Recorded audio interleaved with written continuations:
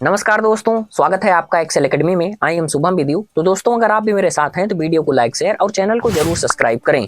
दोस्तों, आज के इस वीडियो में हम खिलाड़ियों के साथ किस अपराध के कारण सड़क पर इतना अत्याचार हो रहा है, डिटेन किया जा रहा है, उनके ऊपर अत्याचार किया जा रहा है, जैसे हम ही लोग अपराधी हैं और ब्रजभूषण है वो देवता आदमी है जिसके ऊपर हमने केस फाइल किया हुआ सभी महिला पहलवानों ने। और विनेश, ये तो मेरे ही परिवार की है। और पुलिस का क्या कहना है, विपक्ष का क्या आरोप है, सब कुछ जानने वाले हैं।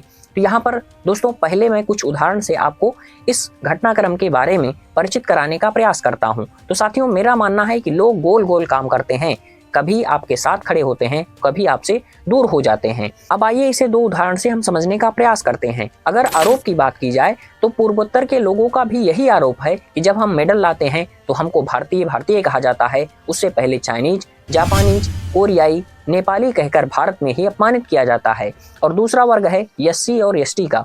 उनका क्या आरोप है? वो लोग कहते हैं कि जब चुनाव का मुद्दा हो या जन भागीदारी का मामला हो तब हमें हिंदू कहकर साथ जोड़ा जाता है, और जब काम समाप्त हो जाता है तब हमें अपने पास तक भटकने नहीं दिया जाता। यहाँ पर गौर कीजिएगा, ये अलग मसला है कि एससी और एसटी वर्ग के लोग हिंदू हैं या नहीं, यहाँ पर मैं ज़्यादा चर्चा नहीं कर रहा हूँ, लेकिन उनके जो आरोप हैं वही आपके समक्ष प्रस्तुत कर रहा हूँ। ज़्यादातर लोग अपने आप को हिंदू मानते हैं, वो एक मसला अलग है, इसे आप गलत अर्थ में ना लें, इस पर कभी विस्तार से मैं चर्चा करूंगा। इसके साथ साथ मुझे लगता है अगर किसी खिलाड़ी की कीमत मेडल लाने भर की है तो इसका अर्थ है कि हम उसका उपयोग कर रहे हैं। अगर किसी महिला की कोई गरिमा नहीं, उसे उपभोग की वस्तु के तौर पर हम उसे आइटम या माल कह रहे हैं, तो सभी बातें यहीं पर समाप्त हो जाती हैं। कहने के लिए फिर कुछ ही नहीं बचता। अर्थात अगर कोई खिलाड़ी मेडल नहीं ला सकता तो फिर क्या हमें उसकी कीमत नहीं करनी चाहिए? इसके बारे में आप क्या सोचते हैं? कमेंट बॉक्स में जरूर बताएं। अब चलिए हम अपने वीडियो को शुरू करते हैं। साथियों, हमारे पहलवान के द्वारा जंतर मंतर पर जो प्रदर्शन किया जा रहा है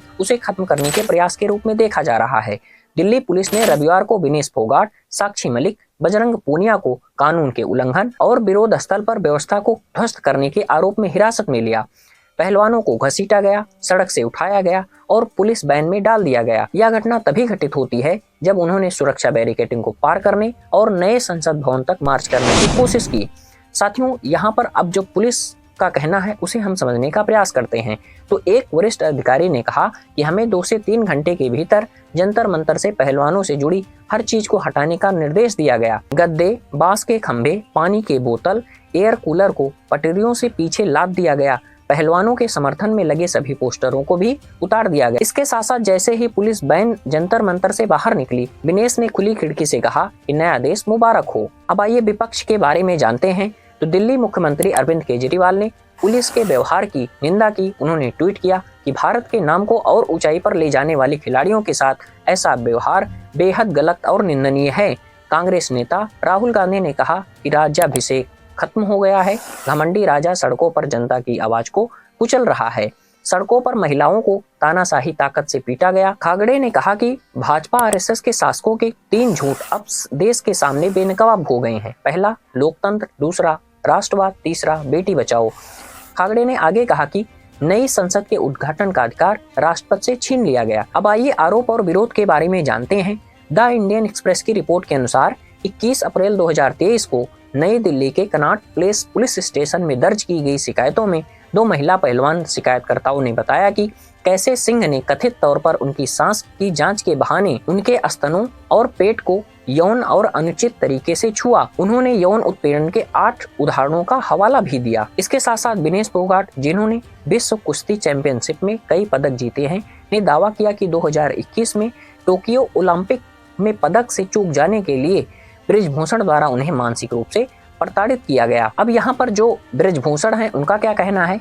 तो ब्रिजभूषण ने साजिश का आरोप लगाया। अपने खिलाफ सभी आरोपों का खंडन करते हुए भाजपा सांसद ब्रिजभूषण ने दोहराया कि वह निर्दोष हैं और किसी भी जांच के लिए सहयोग करेंगे, क्योंकि उन्हें न्याय प्रणाली और जांच एजेंसियों पर भरोसा है। सिंह ने यह भी दावा किया कि विरोध उनकी छवि को खराब करने की एक साजिश का हिस्सा है। इसमें किसी बड़े बिजनेसमैन का भी हाथ है। और इसके साथ साथ उन्होंने कहा कि विपक्ष के व्यक्ति भी इनमें जुड़े हुए हैं। और उनका यह भी कहना है कि जब सब कुछ ठीक था तो इससे पहले जो मामला हुआ था तो उस समय बातें क्यों नहीं उठाई गई। तो यहाँ पर बहुत से बातें सामने आती हैं।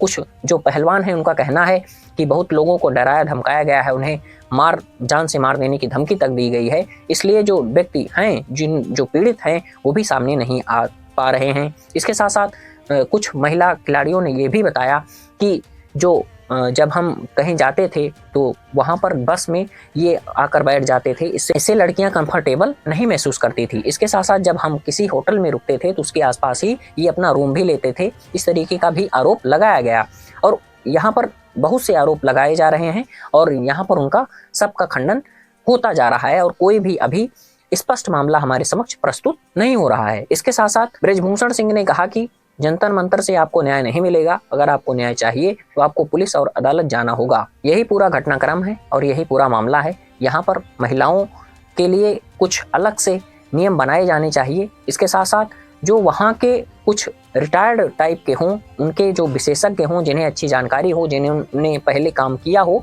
उनको अगर अध्यक्ष बनाया जाए, इसका हेड नियुक्त किया जाए तो वो शायद समस्याओं को अच्छे तरीके से समझ सकते हैं। मूल बात यहाँ पर एक और हमारे समक्ष प्रस्तुत होती है कि हम संसदीय व्यवस्था के साथ जीते हैं और अमेरिका में अध्यक्षात्मक व्यवस्था का पालन किया जाता है।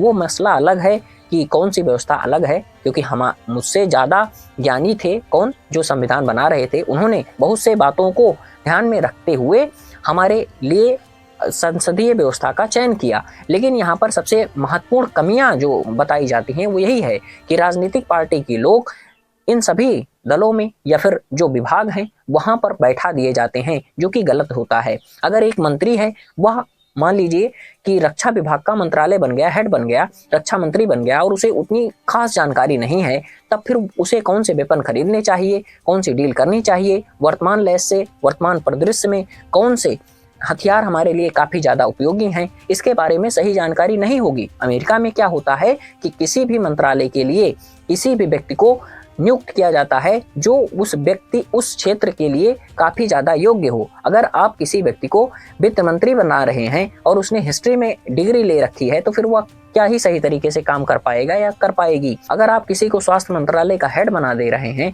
और उसने मैथ से मान लीजिए इंजीनियरिंग की है, तो फिर आप उसके बारे में क्या कह पाएंगे। इसका सबसे अच्छा उदाहरण देखा जा रहा है जयशंकर साहब को। जयशंकर साहब एक पढ़े लिखे व्यक्ति हैं, उनके तर्क काफ़ी स्ट्रांग होते हैं, इसीलिए उन्होंने विश्व स्तर पर जितने भी देश हैं, जितने भी नेता हैं, उन सबका बैंड बजा के रखा है, क्योंकि उनके पास पर्याप्त तर्क हैं। उन्होंने काफ़ी अच्छे से काम किया है। एक पढ़े लिखे और एक यूपीएससी के एस्पायरेंट के तौर पर उनकी जो छवि है वह आज भी युवाओं के लिए काफ़ी ज़्यादा प्रशंसनीय और आदरणीय है।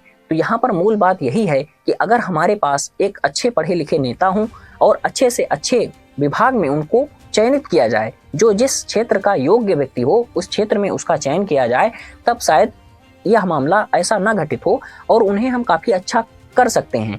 इसके साथ साथ महिलाओं के साथ इस प्रकार के अगर भेदभाव हो रहे हैं तो यह काफ़ी शर्मनाक है। वह चाहे महिला खिलाड़ियों की ही बात हो या फिर किसी घटना स्थल पर, किसी कार्यस्थल पर महिलाओं का यौन शोषण हो, ये सभी मामले काफ़ी ज़्यादा भयावह हैं। आप सोच सकते हैं कि आज के दृश्य में भी हमारे घर से बेटियों को बाहर निकलने पढ़ने तक नहीं दिया जाता, और अगर खिलाड़ी की बात की जाए, अगर वहाँ पर इस तरीके की घटनाक्रम हो रहे हैं तो ये हमारे लिए काफ़ी दुखद है। चाइना और अमेरिका की तुलना करने से पहले हमें उनकी व्यवस्थाओं से भी सीखना चाहिए। ऐसा नहीं कि वहाँ ये है वो है, ये है वो है, ये जपने से अच्छा है। सबसे पहले हम उनका एक समालोचनात्मक अध्ययन करें और देखें कि हम में क्या कमी है और उनमें क्या अच्छाई हैं। उनको जो बच्चा है उसको एजुकेशनल पॉइंट ऑफ व्यू से ही इन बातों के लिए पहले से ही ट्रेनिंग दी जाती है। एक छोटे से बच्चे के तौर पर उन्हें एक खिलाड़ी के रूप में प्रशिक्षित किया जाता है जिसे वे स्वयं समझ नहीं पाते। बच्चा है जिसे खेल के तौर पर ही उसे एक ट्रेनिंग दी जा रही है, एक खिलाड़ी बनाया जा रहा है, और यहाँ पर कोई उतना अच्छा सही से सिस्टम नहीं है, कोई सही तरीके से कार्य नहीं है। ऊपर से अगर ऐसे मामले सामने आ रहे हैं लोगों के, इससे और भी मनोबल कमजोर हो रहे हैं। यहाँ पर मैं भारतीय होकर भारत की बुराई नहीं कर रहा हूँ, जो समस्याएं हैं, जो कमियां हैं, वही आपके समक्ष प्रस्तुत कर रहा हूँ। जितना आपको भारत से लगाव है उतना मुझे भी लगाव है, लेकिन अगर किसी व्यक्ति के साथ ऐसा घटित हो रहा है तो यह ठीक नहीं है। आने वाले भविष्य में अगर इस तरीके की घटनाएं होती रहेंगी तब फिर हमारे लिए काफ़ी ज़्यादा समस्या है। आज पहलवानों के साथ यह घटित हो रहा है, कल किसी महिला खिलाड़ी क्रिकेटर के साथ भी ऐसा घटित हो सकता है। और इस तरीके के मामले कोई नए नहीं हैं, इस तरीके के मामले बहुत ज़्यादा हमारे समक्ष हैं। लेकिन सबसे महत्वपूर्ण बात है कि इनमें से बहुत कम ही मामले हमारे समक्ष प्रस्तुत हो पाते हैं। जैसे कि आपने देखा कि 7 लोगों का मामला यहाँ पर दर्ज किया गया है, लेकिन यहाँ पर केवल 3 लोग ही हमारे समक्ष प्रस्तुत हो पा रहे हैं और लोग उपस्थित ही नहीं हो पा रहे हैं, मेन पर्दे के सामने आ ही नहीं पा रहे हैं। तो यही सब घटनाक्रम है। अगर कोई राजनीतिक इतना ज़्यादा पावरफुल होकर इस तरीके से किसी भी का भी शोषण कर रहा है तब फिर काफ़ी ज़्यादा समस्या है। सभी घटनाओं को टारगेट करते हुए विपक्ष के लोग इसे इंड ऑफ डेमोक्रेसी के तौर पर भी देख रहे हैं।